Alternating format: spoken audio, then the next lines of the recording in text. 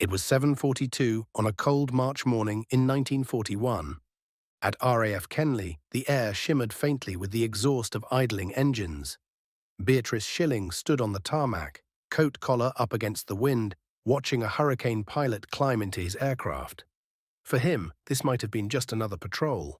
For her, it could have been the moment that decided her entire career. Shilling was 32 years old, an engineer at the Royal Aircraft Establishment, and after 6 relentless years of work, she still had no solution to a problem that was killing pilots faster than enemy fire. That week alone, the Luftwaffe had sent 43 Messerschmitt Bf 109s across the Channel. RAF fighters intercepted them in 27 dogfights. 14 Hurricanes went down, 9 Spitfires. And the pattern was always the same. A British pilot would spot a German fighter, push his nose down into a dive, and then, without warning, the engine would sputter and die. 1.5 seconds of silence. That was all it took for a Messerschmitt to close the gap, fire, and vanish into the clouds. Shilling had studied every combat report, every maintenance log. She'd spoken to pilots who'd somehow survived those moments of terror. The culprit was simple physics. During negative G maneuvers, the carburetor's float chamber flooded. Fuel surged the wrong way, the jets starved, and the mighty Rolls-Royce Merlin coughed itself to silence. The Germans didn't have this problem.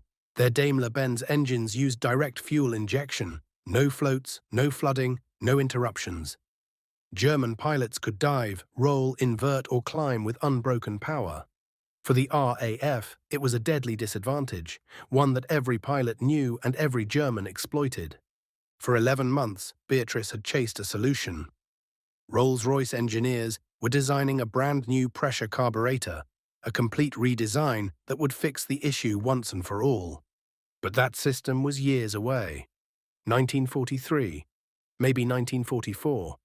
The war would not wait that long. Every day, young men strapped themselves into Spitfires and Hurricanes, knowing their own engines might betray them. That morning, Squadron Leader Davies, 24 years old, 41 missions, 3 kills, walked past her toward his Hurricane. He'd lost power in combat twice that month. Both times, he'd survived by luck alone. He nodded at Shilling. She nodded back. He didn't know she was the carburetor specialist from Farnborough. He probably thought she was someone's secretary. But in her satchel, she carried something that might just change the war.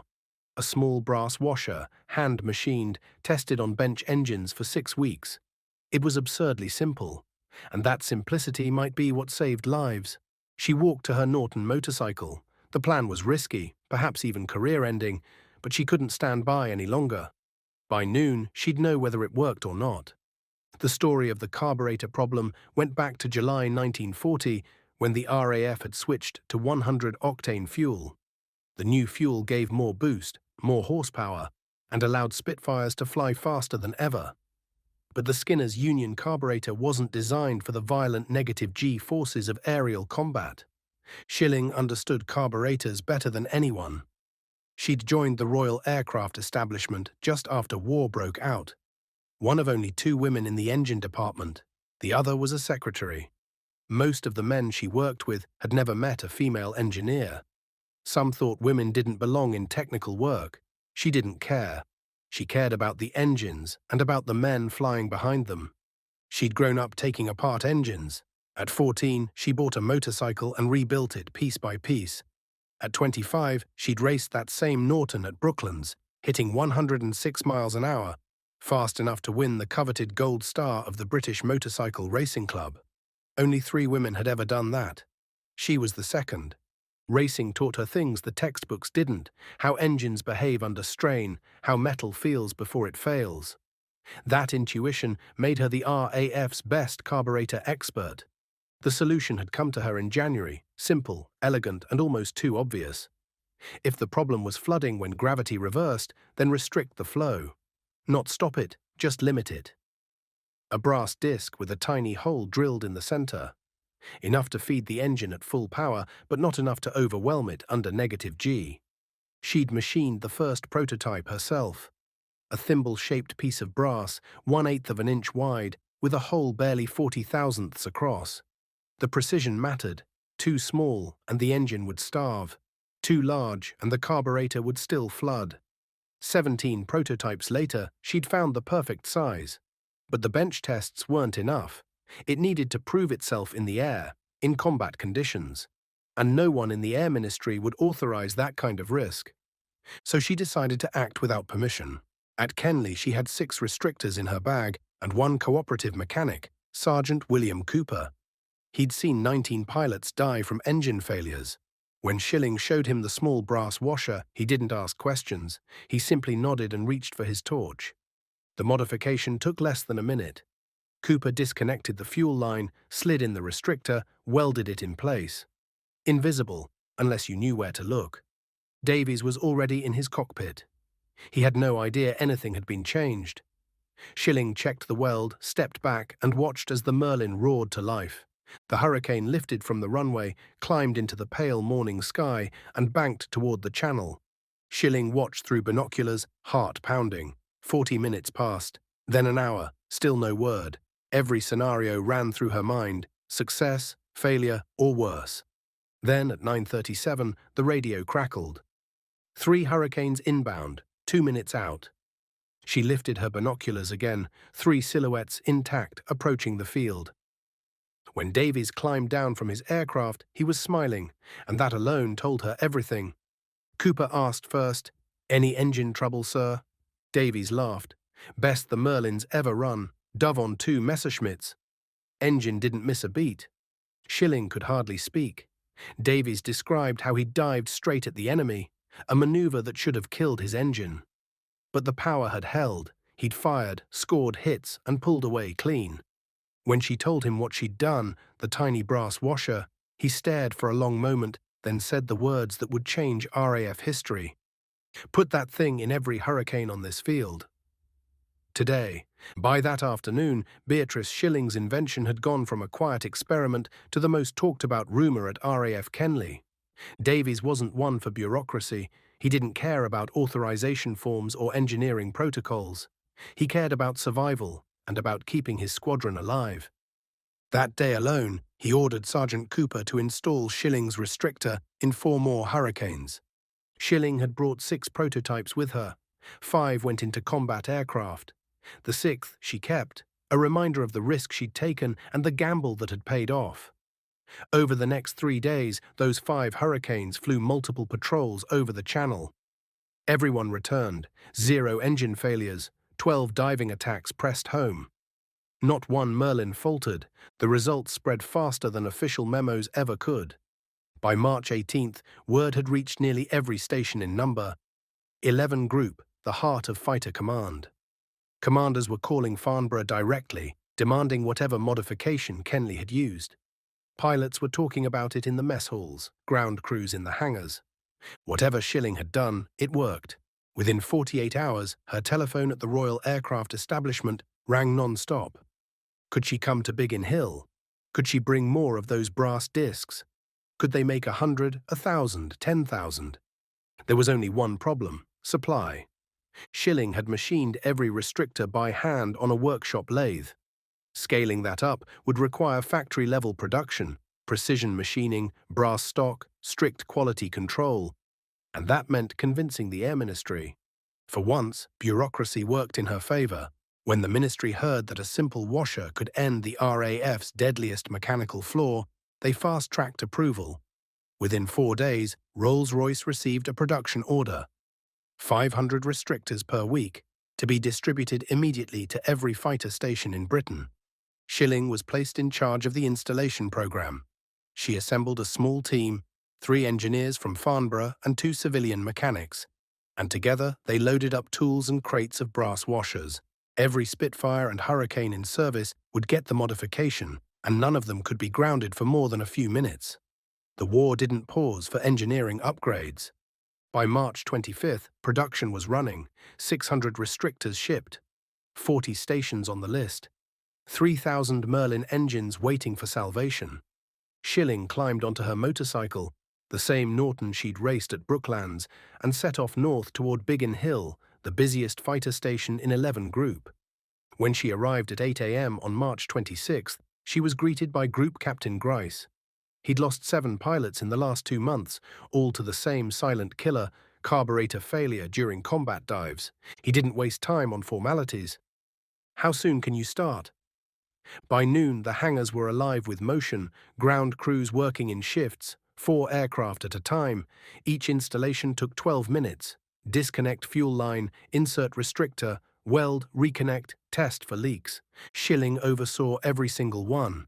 She examined welds, rejected 3 restrictors that didn't meet tolerance, checked fuel lines herself. She'd never been one for titles or medals. Precision was her pride. Pilots stood nearby, watching as mechanics worked. One of them, Flight Lieutenant James Lacey, a veteran with 41 missions, leaned over and asked how a piece of brass no bigger than a coin could fix a problem that had plagued the RAF for a year.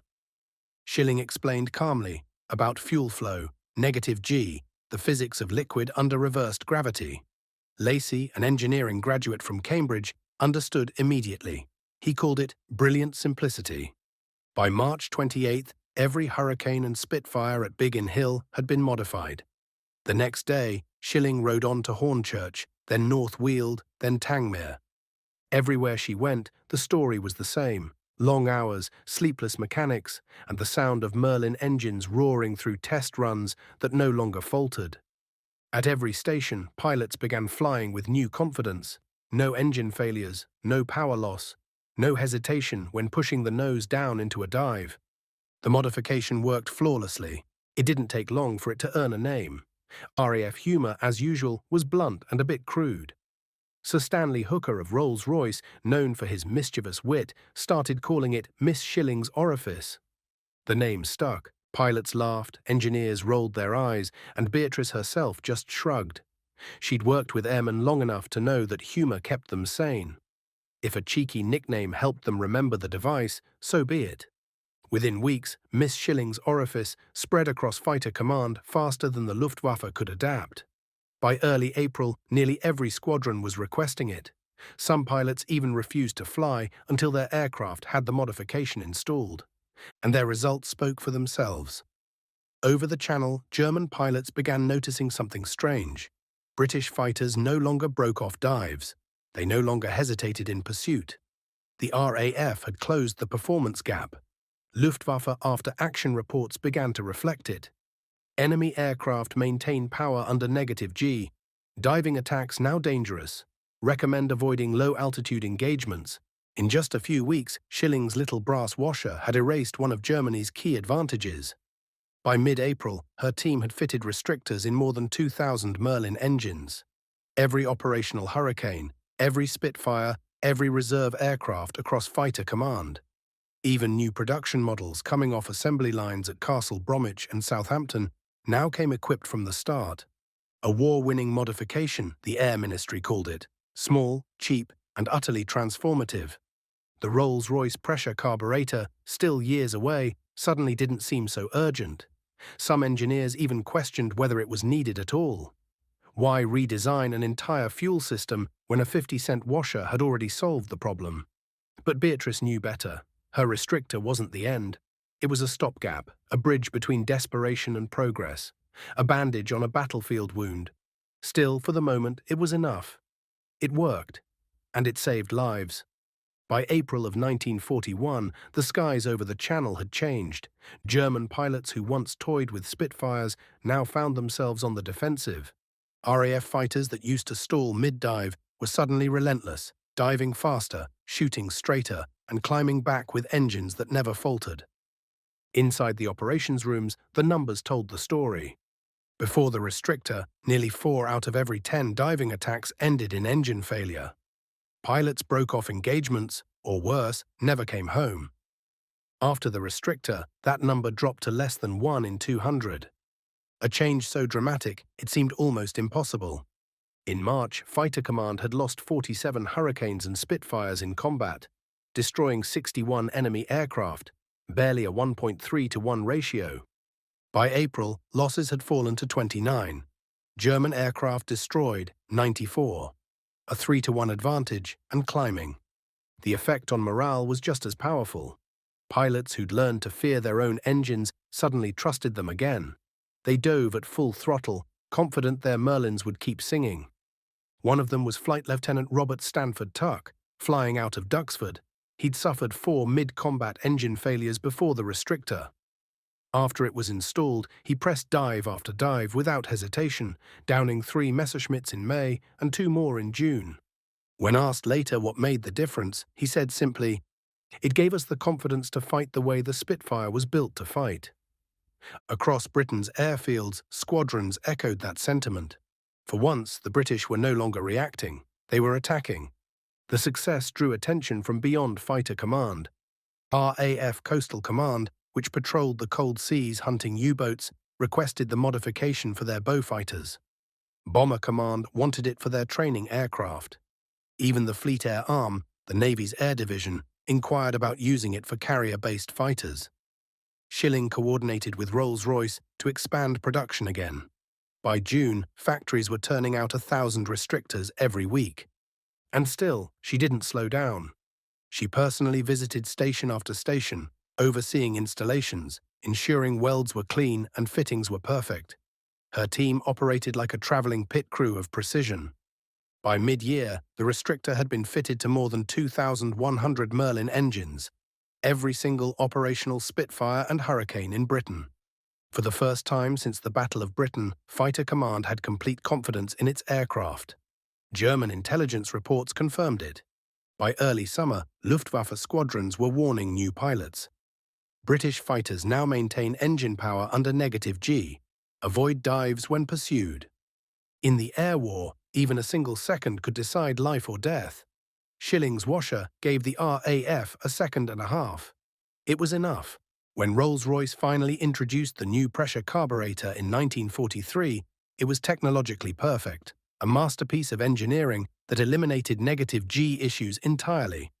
But converting existing aircraft required hours of maintenance. Squadrons couldn't spare that kind of downtime.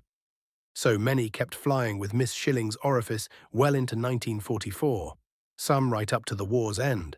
The pilots trusted it. The ground crews knew it worked, and in wartime, trust was everything. Even as the new carburetors rolled off production lines, that tiny brass washer, worth less than a shilling, remained in thousands of engines across Europe. It was a symbol of wartime ingenuity, the simplest possible fix, solving the most complex of problems. But Beatrice Shilling's story didn't end with her restrictor. After the crisis was solved, her desk at Farnborough filled with new challenges: engines freezing in Arctic airfields, fuel lines icing at high altitude, superchargers struggling in the thin air over 35,000 feet. Each problem landed in the same place, her workshop. When Spitfires were sent to Murmansk to aid Soviet forces, she devised a cold start procedure using preheated oil and altered fuel mixtures. Temperatures dropped to 40 below zero, but the engines started and the missions flew. When pilots complained about power loss at altitude, she redesigned carburetor components to automatically adjust fuel mixture with air density, an 8% boost in output above 30,000 feet.